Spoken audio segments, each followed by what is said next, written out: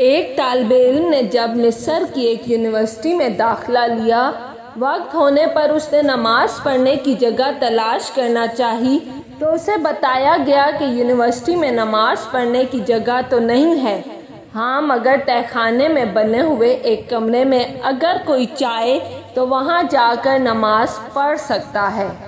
طالب علم یہ بات سوچتے ہوئے کہ دوسرے طالب علم اور اساتذہ نماز پڑھتے بھی ہیں یا نہیں، تہہ خانے کی طرف اس کمرے کی تلاش میں چل پڑا۔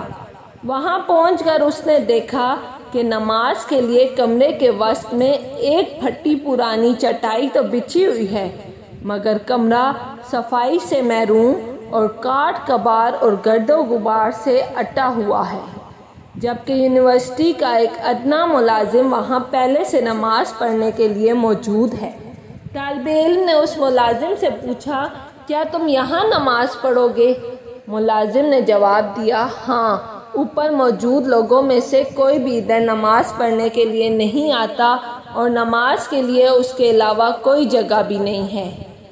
طالب علم نے ملازم کی بات پر اعتراض کرتے ہوئے کہا، مگر میں یہاں نماز ہرگز نہیں پڑھوں گا، اور اوپر کی طرف سب لوگوں کو واضح دکھائی دینے والی مناسب سی جگہ کی تلاش میں چل پڑا، اور پھر اس نے ایک جگہ کا انتخاب کر کے نہایت ہی عجیب حرکت کر ڈالی۔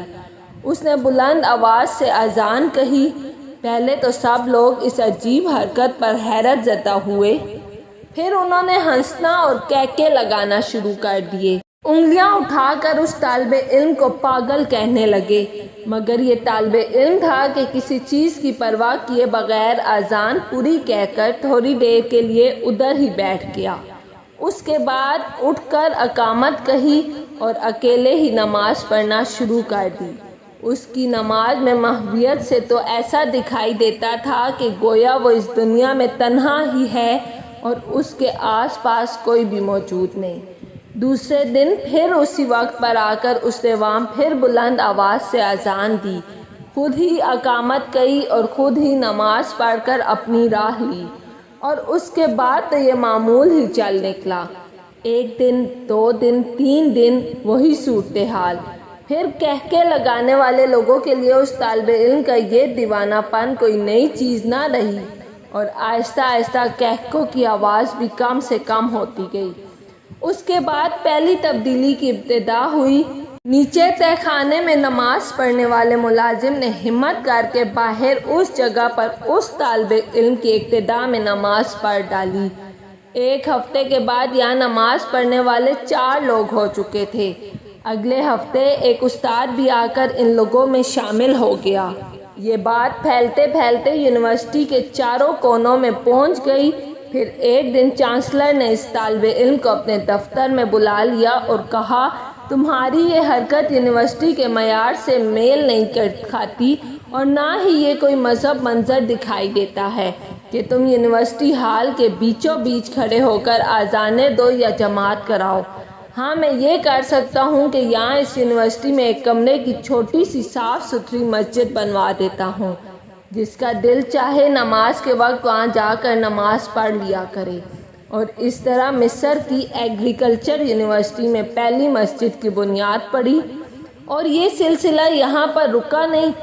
باقی کی یونیورسٹیوں کے طلباء کی بھی غیرت ایمانی جاگ اٹھی، اور ایگریکلچر یونیورسٹی کی مسجد کو بنیاد بنا کر سب نے اپنے اپنے ہاں مسجدوں کی تعمیر کا مطالبہ کر ڈالا، اور پھر ہر یونیورسٹی میں ایک مسجد بن گئی۔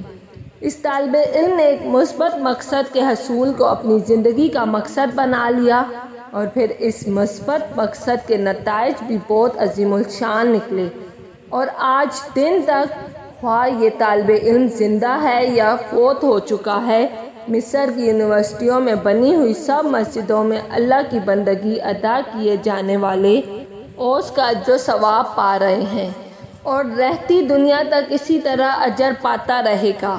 اس طالب علم نے اپنی زندگی میں کار خیر کر کے نیک اعمالوں میں اضافہ کیا۔ میرا آپ سے یہ سوال ہے، کیا ہم نے اپنی زندگیوں میں ایسا کون سا اضافہ کیا ہے تاکہ ہمارا اثر ہمارے گرد و نواح کے ماحول پر نظر آئے؟ ہمیں چاہیے کہ اپنے اطراف میں نظر آنے والی غلطیوں کی اصلاح کرتے رہا کریں۔ حق و صدق کہنے اور کرنے میں کیسی مہارت اور کیسا شرمانا۔ بس مقاصد میں کامیابی کے لیے اللہ تعالیٰ کی مدد و نصرت کی دعا مانگتے رہیں۔ اور اس کا فائدہ کیا ہوگا؟ اپنے لیے اور دوسروں کے لیے سچائی اور حق کا علم بلند کر کے اللہ کے ہاں ماجور ہو، کیونکہ جس نے کسی نیکی کی ابتدا کی اس کے لیے اجر، اور جس نے رہتی دنیا تک اس نیکی پر عمل کیا اس کے لیے اور نیکی شروع کرنے والے کو بھی ویسا ہی اجر ملتا رہے گا۔ لوگوں میں نیکی کرنے کی لگن کی کمی نہیں ہے، بس ان کے اندر احساس جگانا پڑتا ہے اپنے اچھے عمل کے ذریعے سے۔ اگر آپ کو میری ویڈیو پسند آئی ہے تو لائک اور سبسکرائب لازمی کیجیے گا۔